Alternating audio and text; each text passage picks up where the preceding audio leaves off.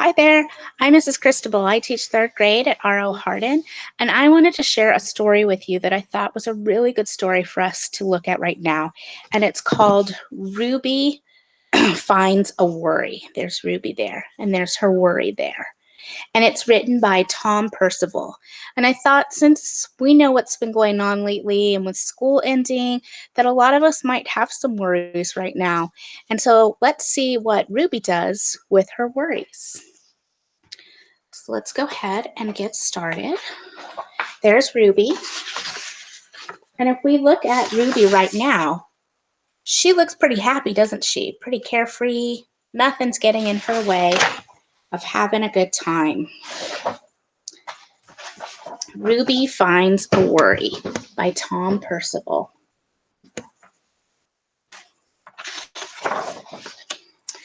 Ruby loved being Ruby. She loved to swing up high, and she loved to explore wild, faraway places. Sometimes she even went all the way to the very bottom of the garden. Ruby was perfectly happy until one day. Now, friends, that's a little hint for us. So when we're listening to fiction stories or reading our own fiction or fantasy stories, our story has three main parts to it. The first part is the orientation. Now, the orientation tells us about the characters. So what do we know about Ruby so far? We know that she is perfectly happy, right? We know that she likes to go on adventures, that she likes to swing and have fun. And we know that she looks like she's enjoying her life, right? But as the story continues, it starts to tell us more. And every good story has a complication.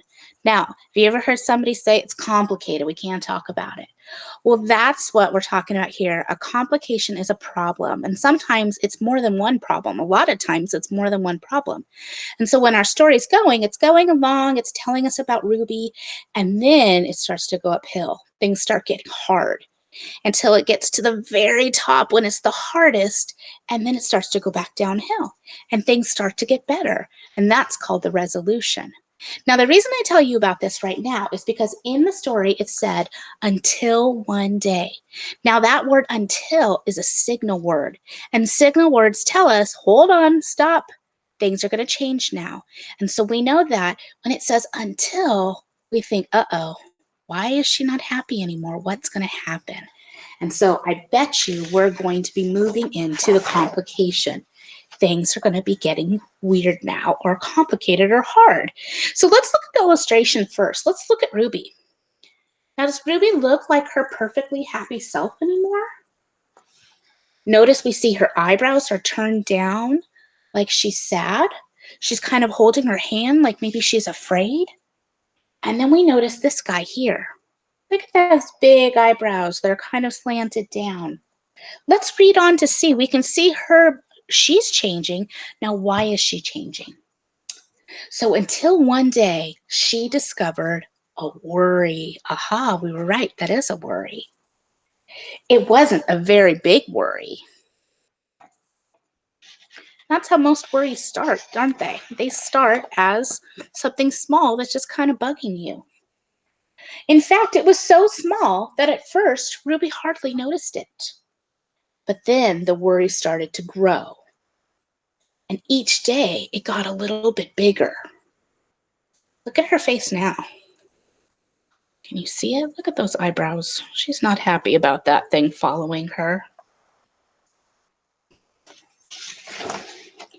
It just wouldn't leave her alone. It was there at breakfast, staring at her over the cereal box. And it was still right there at night when she brushed her teeth. Now look at this worry. He has a line across his head, kind of like a unibrow, one eyebrow. But when we're upset or we're worried about something, we tend to make that one line across our head. So the illustrator is showing us right here that this worry is telling you that feeling that you feel, the look that might be on your face.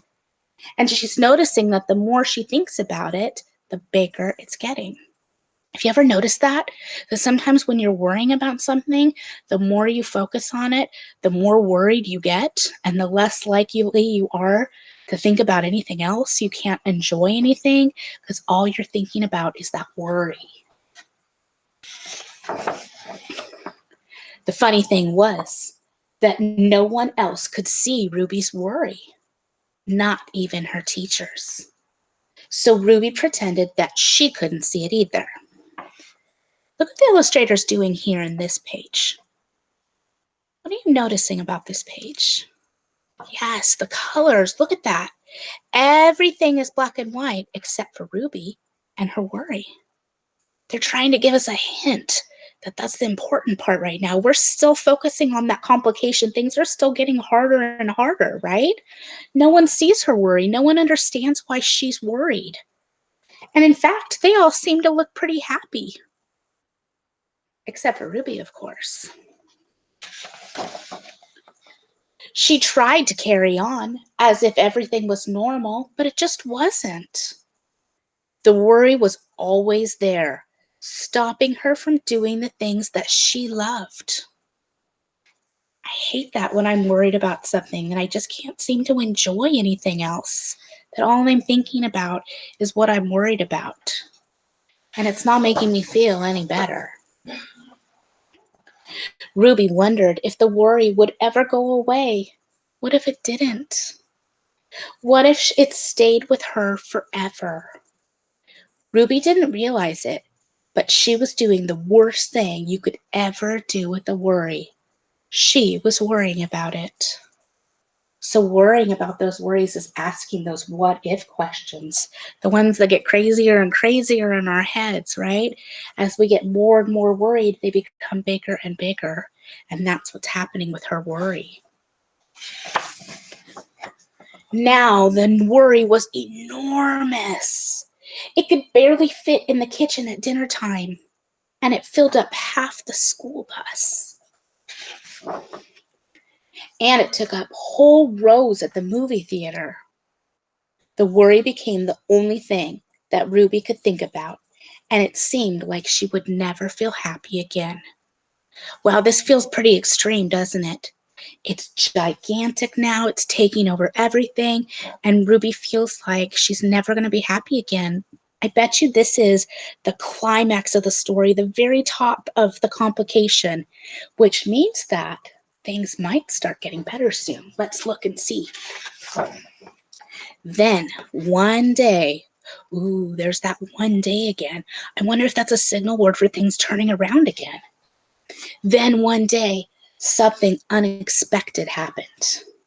Ruby noticed a boy sitting alone at the park. He looked how she felt, sad. And then she noticed something else, something hovering next to him. Could it be a worry? Look, the illustrator's doing the same thing. Ruby and the two worries are the colored ones. Everything else is black and white. And she can see his worry. It's interesting that his worry is blue and hers is yellow. Maybe that's showing that they're different.